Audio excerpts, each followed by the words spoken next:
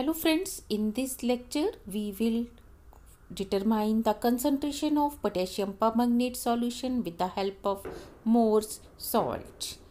So this is our aim, determination of concentration of potassium permanganate solution with the help of Morse salt. So this is our permanganate solution, and we will use volumetric analysis method, means titration, and this is the equation of manganate ion and Fe+2 ion. This is the end point color where titration will end, and this is our 0.05 molar Morse salt solution. For this material required are, this is conical flask and volumetric flask of capacity 250 cc. This is Morse salt and a beaker, then a funnel and a water bottle. After that we need a weighing bottle and weighing balance, digital balance. This one is burette with stand and potassium permanganate. This is burette stand and pipette. This is our test tube and test tube stand. After this we need one spatula and a glass rod, one dropper and measuring cylinder. Now comes procedure of this experiment. First, preparation of 250 ml solution, 0.05 molar standard solution of Morse salt. तो सबसे पहले हम Morse salt का 250 ml standard solution बनाएंगे, जिसके लिए calculation है wait of the solute कि हमें कितने ग्राम सॉल्यूट लेना है, molarity of the solution required, molecular mass of the solute means Morse salt का molecular mass, and volume of the solution in liter और cc which required. तो यहाँ हमें 250 cc वॉल्यूम चाहिए, मॉलिकुलर वेट 392 है, मोलरिटी 0.05. तो आप देख सकते हैं हमें मोलरिटी 0.05 चाहिए, molecular mass of the Morse salt is 392 and volume of the solution जो हमें रिक्वायर्ड है 250 cc means 0.25 litre. So weight of the Morse salt required to make 250 solution of 0.05 molar Morse salt is 4.9 grams. Means हम 4.9 grams Morse salt को dissolve करेंगे 250 cc solution में to get 0.05 molar solution. तो हम पहले weighing bottle का wait कर लेते हैं, फिर हम इसको ज़ीरो कर लेते हैं, टेयर कर लेते हैं बैलेंस को. इसके बाद हम स्पैचुला से Morse salt लेते हैं और हम रिक्वायर्ड अमाउंट में इसको वे कर लेते हैं, मीन्स 4.9 ग्राम्स. जब हमारा वेट 4.9 ग्राम हो जाता है हम इसको थोड़े से पानी में डिज़ोल्व करके वेइंग बॉटल से शिफ्ट कर देते हैं एक बीकर में, और इसको ग्लास रॉड की हेल्प से डिज़ोल्व करते हैं. वेइंग बॉटल को थोड़े से पानी से वॉश करके फिर हम बीकर में उसकी वॉशिंग को ले लेते हैं. इस तरीके से जो वेइंग बॉटल में Morse salt लगा हुआ है, उसके क्रिस्टल्स लगे हुए हैं, वो भी डिज़ोल्व होके बीकर में आ जाते हैं. तो हमारी कैलकुलेशन से कोई गलती नहीं होती है. इस तरह से जब सारा Morse salt सॉल्यूशन में डिज़ोल्व हो जाता है तो हम इसमें कंसनट्रेटेड H2SO4 की एक टेस्ट ट्यूब फिल इसमें डाल देते हैं. कंसनट्रेट H2SO4 हेल्प करता है Morse salt को डिज़ोल्व होने में, और इसमें Fe+2 का ऑक्सीडेशन भी नहीं होता. मीन्स जो Morse salt का Fe+2 है वो Fe+2 ऑक्सीडेशन स्टेट में ही रहता है, तो हम इसको एसिडिक बना लेते हैं. तो ये देखिए हमने इस बीकर में एक टेस्ट ट्यूब लगभग 10 ml के आसपास इसमें कंसनट्रेट H2SO4 को मिक्स कर दिया है. अब हम इसे ग्लास रॉड से और हिलाते हैं, स्टिर करते हैं ताकि ये अच्छे से डिज़ोल्व हो जाए. अब हम इसे फनल की हेल्प से पोर कर देते हैं वॉल्यूमेट्रिक फ्लास्क में, और साथ में बीकर को थोड़े से पानी से वॉश करके उसको की वॉशिंग को भी हम वॉल्यूमेट्रिक फ्लास्क में फनल की हेल्प से शिफ्ट कर देते हैं.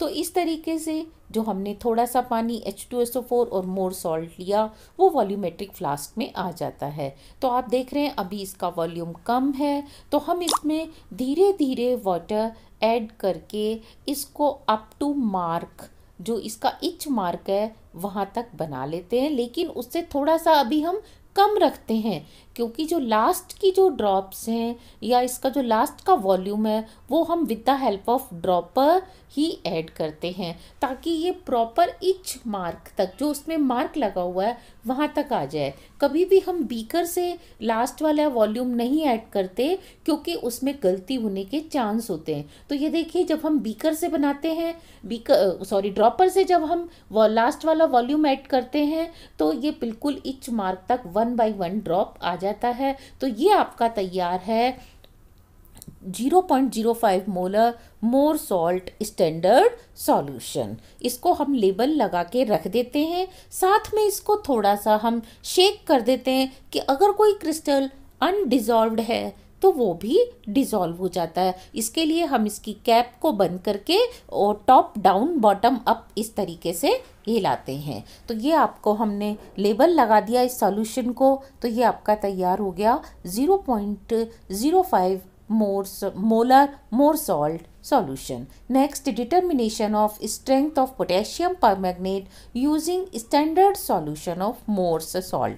तो अब सेकेंड स्टेप में हम गिवन पोटेशियम परमैंगनेट सॉल्यूशन, जिसकी हमें स्ट्रेंथ ज्ञात नहीं है, नोन नहीं है, हम उसकी स्ट्रेंथ और नॉर्मेलिटी को फाइंड आउट करेंगे volumetrically with the help of standard solution of Mohr's salt. तो ये हमने एक ब्यूरेटली इसको हमने पानी से वॉश किया, अच्छे से रिंस किया, और इसकी 2 बार रिंजिंग करने के बाद हम पानी से रिंजिंग करने के बाद इस तरीके से हम वाटर ऐड करते हैं ऊपर से, और नीचे से जो वाटर की वॉशिंग है उसको हम सिंक में डाल देते हैं। और इससे पहले हम इसे अच्छे से चारों तरफ घुमाते हैं ताकि ये ब्यूरेट अंदर से साफ़ हो जाए और इसके अंदर कोई इम्प्यूरिटी ना रहे। यह इसकी वॉशिंग करना बहुत ज़रूरी है, और वॉशिंग को हम सिंक में डाल देते हैं। इसको हम किसी भी तरीके से काम में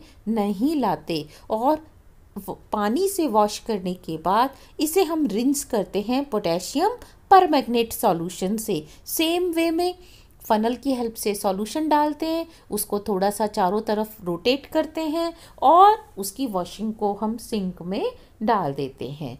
अब हम ब्यूरेट में नीचे से उसका जो स्क्रू है उसको बंद करके, उसकी कैप को बंद करके ऊपर फनल से हम इसमें KMnO4 सॉल्यूशन को फिल करते हैं। इस तरीके से हम इसको धीरे धीरे फिल करते हैं, और इसको हम 0 से थोड़ा सा ऊपर तक फिल करते हैं। 0 का मार्क ऊपर होता है तो हम इसको 0 के मार्क से थोड़ा सा ऊपर करते हैं। और देखिए, इसको फिल करने से पहले इस तरीके से इसको घुमाकर रिंस करना बहुत ज़रूरी होता है, और उसकी वॉशिंग को फेंकना भी ज़रूरी है। आप उसकी वॉशिंग को आप ब्यूरेट में रहने नहीं दे सकते, क्योंकि जो इसमें पानी लगा हुआ था, पानी की ड्रॉप्स, वो उसको डाइल्यूट कर देती हैं। अब हम इसे दोबारा से फिल करते हैं, और फिल करने के बाद इसको ब्यूरेट स्टैंड पे लगा देते हैं।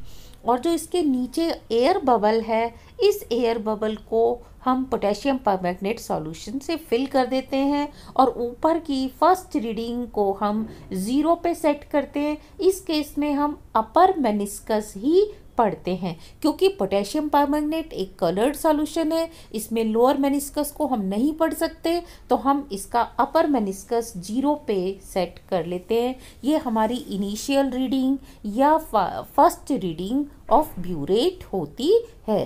अब हम इसमें से धीरे धीरे सॉल्यूशन लेते हैं और टाइट्रेशन करते हैं, लेकिन किसके साथ? पहले हम एक पिपेट लेंगे, पिपेट को हम वाटर से वॉश करेंगे, और 2 बार वॉशिंग करके उसकी वॉशिंग को हम अच्छे से फेंक देंगे सिंक में। इसको वॉश करना भी उतना ही ज़रूरी है जितना ब्यूरेट को, क्योंकि इसमें भी इम्प्यूरिटीज़ हो सकती हैं। इसको फिल करने के लिए हम माउथ की हेल्प से अंदर सॉल्यूशन को सक करते हैं और धीरे धीरे सक करते हैं ताकि सॉल्यूशन आपके माउथ में ना जाए। और जैसे ही इच मार्क से, जो इसमें मार्क लगा होता है 20 ml का, थोड़ा सा ऊपर आता है, हम इसको होल्ड कर लेते हैं with the help of index finger. ये देखिए अभी इसका लेवल थोड़ा सा ऊपर है, तो हम प्रेशर को मेंटेन करते हुए इसका लोअर मेनिस्कस को हम मार्क से टच कर देते हैं। तो अब इसमें जो सॉल्यूशन है उसका वॉल्यूम पूरा 20 ml होगा। इसको हम 20 ml लिखेंगे, ना कि 20.0। हम इसको 20.0 नहीं लिखेंगे। और इस सॉल्यूशन को हम शिफ्ट कर देते हैं वॉल्यूमेट्रिक फ्लास्क में या टाइट्रेशन फ्लास्क में, जिसमें हमें टाइट्रेशन करनी है। अब हम इसमें ये देखिए, जब इसको शिफ्ट करते हैं तो पिपेट की जो बॉटम वाला माउथ है, इसको हम इसकी वॉल से टच कर देते हैं ताकि सारा सॉल्यूशन जल्दी से नीचे आ जाए कैपिलरी एक्शन की हेल्प से। और इसमें लोअर साइड पे जो बहुत हल्का सा सॉल्यूशन बचा रहता है उसको भी हम टच करके इस तरीके से निकाल देते हैं। इसके लिए एक वीडियो और बनाया है मैंने, आप उसको भी देख सकते हैं। ये देखिए अब हम इसमें एक टेस्ट ट्यूब डाइल्यूट H2SO4 से फिल करके वॉल्यूमेट्रिक फ्लास्क में ऐड कर देते हैं। तो इससे इसका जो मीडियम है वो एसिडिक हो जाता है। हमने मोर सॉल्ट का सॉल्यूशन बनाते समय भी H2SO4 ऐड किया था, और अब टाइट्रेशन से पहले भी हम इसमें एक टेस्ट ट्यूब भर के डाइल्यूट H2SO4 ऐड कर देते हैं, जिससे ये एसिडिक हो जाता है। अब हम ब्यूरेट स्टैंड पे ब्यूरेट लगाते हैं। उससे पहले हम नीचे एक वाइट टाइल रख देते हैं, जिससे हम कलर में चेंज को आसानी से नोट कर सकें। ये हमने ब्यूरेट स्टैंड पे ब्यूरेट लगा दी है, जिसमें KMnO4 का सॉल्यूशन फिल्ड है। नीचे हमने फ्लास्क रखा है जिसमें हमारा एसिडिक मोर सॉल्ट सॉल्यूशन 20 ml होता है। अब हम धीरे धीरे स्क्रू को खोल के ऊपर से पोटेशियम परमैंगनेट का सॉल्यूशन ऐड करते हैं, और जैसे ही पिंक कलर आता है लेकिन वो डिसअपियर होता है। तो शुरू में pink colour of the KMnO4 solution disappear होता जाता है, लेकिन एक स्टेज ऐसी आती है जब वो उसमें परसिस्ट करता है, यानी कि पिंक कलर डिसअपियर नहीं होता, उसे हम कहते हैं उसका एंड पॉइंट। इस स्टेज पर देखो, जैसे आप हिलाते हो तो उसका कलर चला जाता है, लेकिन जब वो कलर डिसअपियर होना बंद हो जाता है उसे एंड पॉइंट कहते हैं। उस समय पोटेशियम परमैंगनेट के सॉल्यूशन और मोर सॉल्ट का जो सॉल्यूशन है दोनों इक्विवेलेंट होते हैं। मींस उन दोनों की नॉर्मेलिटी इक्विवेलेंट होती है, उनके ग्राम इक्विवेलेंट्स उस समय इक्विवेलेंट होते हैं। अब हम इसकी फाइनल रीडिंग पढ़ लेते हैं कि ब्यूरेट की टाइट्रेशन के बाद रीडिंग क्या है, और उस रीडिंग को हम फाइनल रीडिंग कहते हैं। और फाइनल रीडिंग जैसे आप पढ़ पा रहे हैं 21.2 दिखाई दे रही है। इट मीन्स 0.0 से आपने स्टार्ट किया था और 21.2 पे ये रीडिंग फाइनल रीडिंग आई है। तो जो वॉल्यूम कंज्यूम्ड है वो होगा final reading minus initial reading. तो इट मीन्स कि इसमें 21.2 ml of KMnO4 solution use हुआ है। अब हम इसी तरीके से टाइट्रेशन को 2, 3, 4 बार करते हैं जब तक कि हमें कंकॉर्डेंट रीडिंग नहीं मिल जाती, यानी कि फ्लास्क को धोकर हम दोबारा 20 ml पीपेट से मोर सॉल्ट सॉल्यूशन लेते हैं और ब्यूरेट से हम टाइट्रेशन करते हैं, KMnO4 को ऐड करते हैं। और यहाँ KMnO4 सेल्फ इंडिकेटर का काम करता है, क्योंकि इसका जो पिंक कलर है वो एंड पॉइंट पे डिसअपियर होना बंद हो जाता है और आपको फ्लास्क में पिंक कलर दिखता है, जो कि एंड पॉइंट का या रिएक्शन कंप्लीशन का इंडिकेशन करता है। तो देखिए, ये मैंने एक ऑब्जर्वेशन टेबल बनाई है जिसमें volume of pipette, will always be 20 ml, क्योंकि आप पीपेट 20 ml की काम में ला रहे हैं। और मैंने ब्यूरेट की जो फर्स्ट रीडिंग है उसको हमेशा 0 पे एडजस्ट किया है। आप चाहें तो इसको 0 की जगह 1 2 3 4 5 10 किसी पर भी एडजस्ट कर सकते हैं। लेकिन जब हम रीडिंग लिखते हैं तो हम cc या ml नहीं लिखते, लेकिन टाइट्रेशन के एंड पॉइंट पे जो रीडिंग ऑफ ब्यूरेट है वो 21.3, 21.2, 21.2, 21.1 इस तरीके से मैंने नोट की है। तो इसमें कंकॉर्डेंट रीडिंग के लिए पहले हमें देखना होगा वॉल्यूम। तो हम सेकंड रीडिंग में से फर्स्ट रीडिंग को माइनस कर देते हैं तो हमें मिल जाता है वॉल्यूम यूज्ड ऑफ KMnO4। अब इसमें कंकॉर्डेंट के लिए हम देखेंगे कौन सी दो रीडिंग एक के बाद एक जैसी आ रही हैं। जैसे आप देख सकते हैं सेकंड और थर्ड रीडिंग दोनों ही 21.2 हैं। इट मीन्स इस टाइट्रेशन की कंकॉर्डेंट वॉल्यूम या कंकॉर्डेंट रीडिंग 21.2 है, ना कि फर्स्ट और फोर्थ या थर्ड और फिफ्थ। इस तरीके से हम नहीं देखते, हम देखते हैं कि कौन सी दो रीडिंग एक के बाद एक कंटिन्यूअसली बिल्कुल एक जैसी आ रही हैं।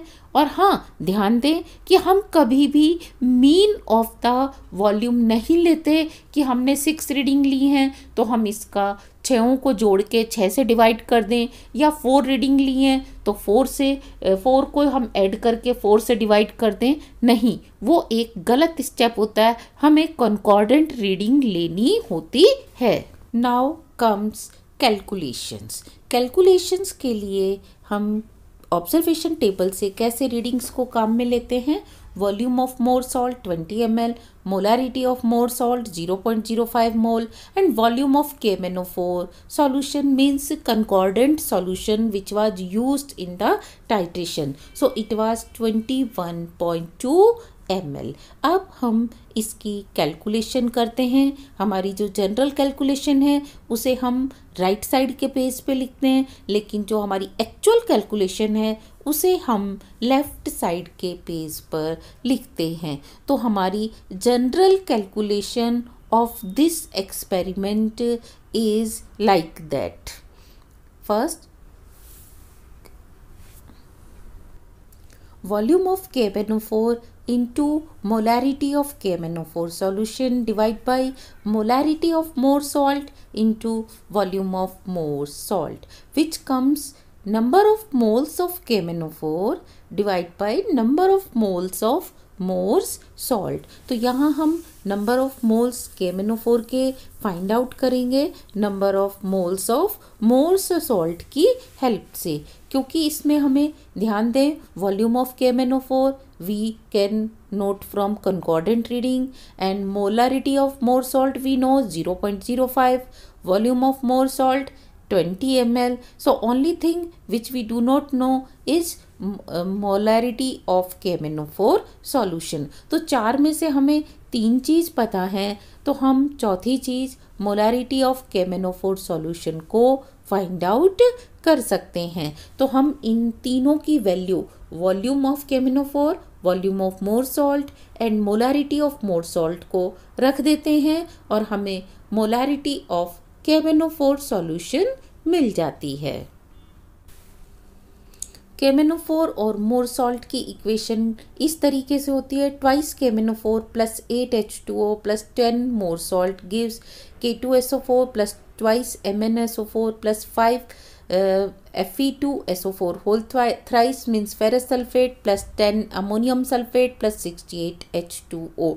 तो यहाँ हम ध्यान दें 2 KMnO4 इक्वलेंट हैं 10 मोर सॉल्ट के, तो इट मीन्स 1 KMnO4 इक्वलेंट होगा 5 मोर सॉल्ट के।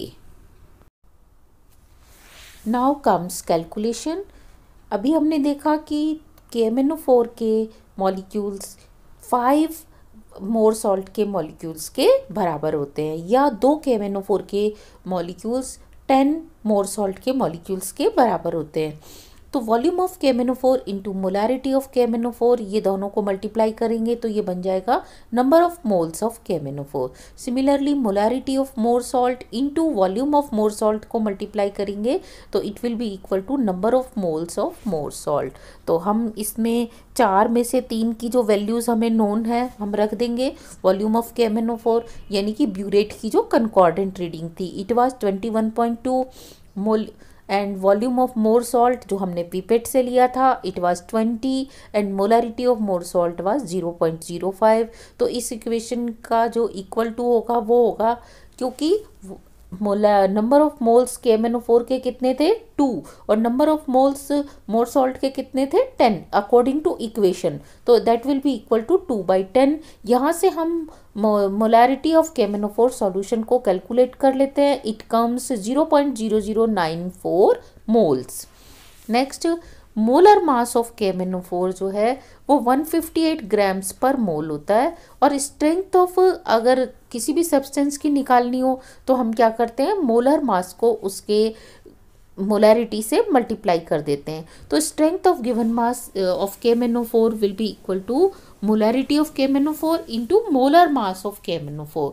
तो ये आपका आ जाता है 0.0094 into 158 and it becomes equal to 1.4852 gram per litre. It means जो हमको सॉल्यूशन दिया गया है KMnO4 का, उसकी स्ट्रेंथ मीन्स ग्राम पर लीटर में उसकी स्ट्रेंथ है 1.4852 gram per litre. Precautions during this experiment हमें क्या प्रिकॉशंस लेनी होती हैं वो बहुत इंपॉर्टेंट है, आपने उन्हें ध्यान से देखना है।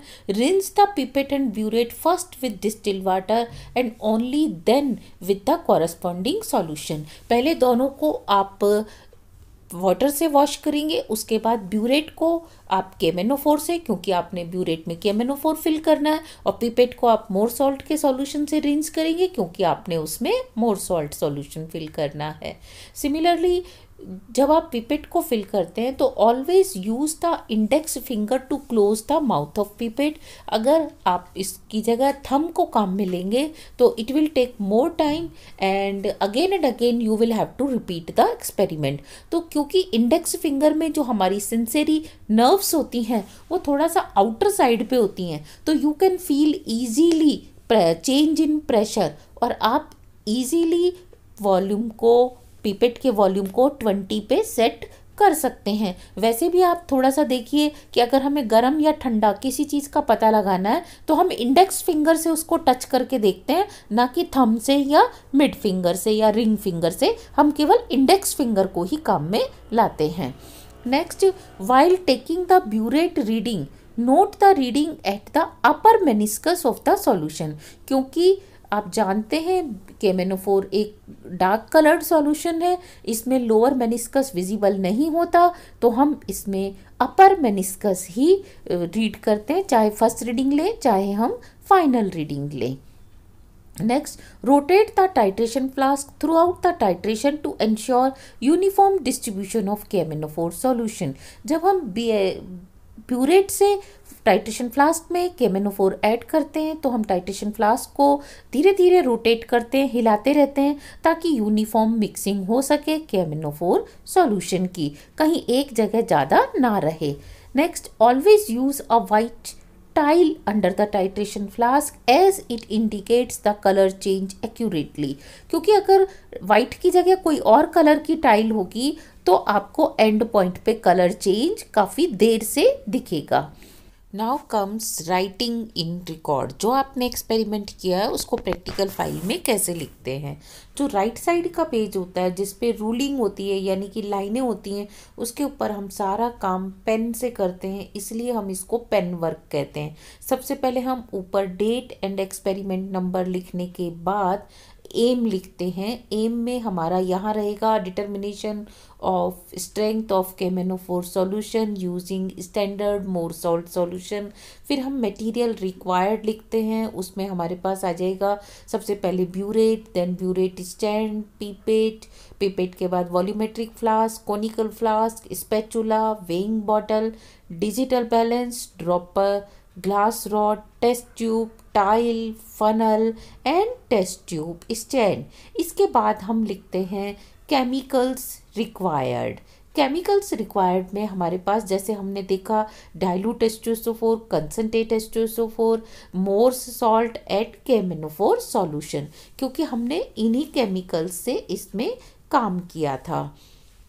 जब हम एम, मटेरियल रिक्वायर्ड और केमिकल रिक्वायर्ड लिख लेते हैं, उसके बाद हम नीचे लिखते हैं केमिकल इक्वेशन। जो हमारी इक्वेशन मैंने आपको शुरू में बताई थी, KMnO4 जब मोर सॉल्ट से रिएक्शन करता है तो उसकी इक्वेशन क्या है, तो आपने वो इक्वेशन लिखनी है। केमिकल इक्वेशन के बाद आप लिखेंगे जनरल कैलकुलेशन, जिसमें हम सिर्फ फॉर्मूला लिखते हैं। अगर एक फॉर्मूला है तो एक, दो फॉर्मूला है तो दो फॉर्मूला लिखते हैं।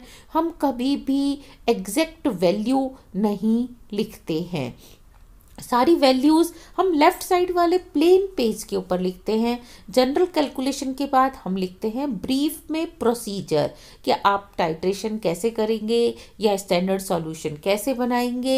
ये हम 2-4 लाइंस में प्रोसीजर लिखते हैं। और लास्ट में हम लिखते हैं रिज़ल्ट, और रिज़ल्ट के बाद हम लिखते हैं प्रिकॉशंस। रिज़ल्ट अगर आपका ग्राम पर लीटर पूछा गया तो आप आंसर ग्राम पर लीटर में देंगे, और अगर आपको ग्राम पर 500 ml या ग्राम पर 250 cc पूछा गया तो आप अपना आंसर ग्राम पर 250 cc या ग्राम पर 500 cc ही देंगे। और प्रिकॉशंस जो आपको एक्सपेरिमेंट काम में, आपको एपरेटस काम में लेते समय या सॉल्यूशन बनाते समय प्रिकॉशंस लेनी चाहिए, उन सारी प्रिकॉशंस को आप इसमें लास्ट में मेंशन जरूर करें। नेक्स्ट, लेफ़्ट साइड के पेज पर हम क्या लिखें। लेफ़्ट साइड के पेज को हम पेंसिल वर्क पेज भी कहते हैं, क्योंकि इस पेज पे हम सारा काम पेंसिल से करते हैं। यहाँ हमें कैलकुलेशंस और रीडिंग्स और ऑब्जर्वेशंस लिखनी होती हैं, जिनको लिखने में कुछ गलती हो सकती है, तो इसीलिए हम ये काम पेंसिल से करते हैं ताकि हम उसको मिटा सकें। तो सबसे पहले हमें ऑब्जर्वेशन लिखनी होती है कि हमारी पिपेट 20 ml की है या 25 ml की है।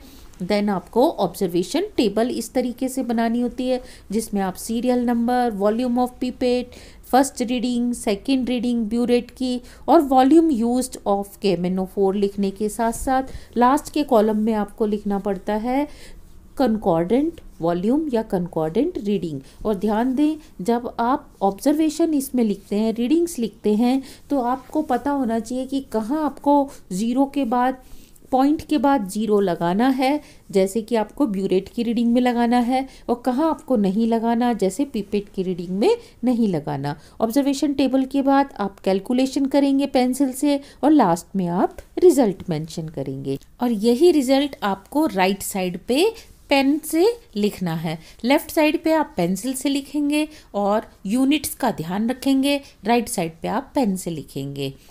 Thank you.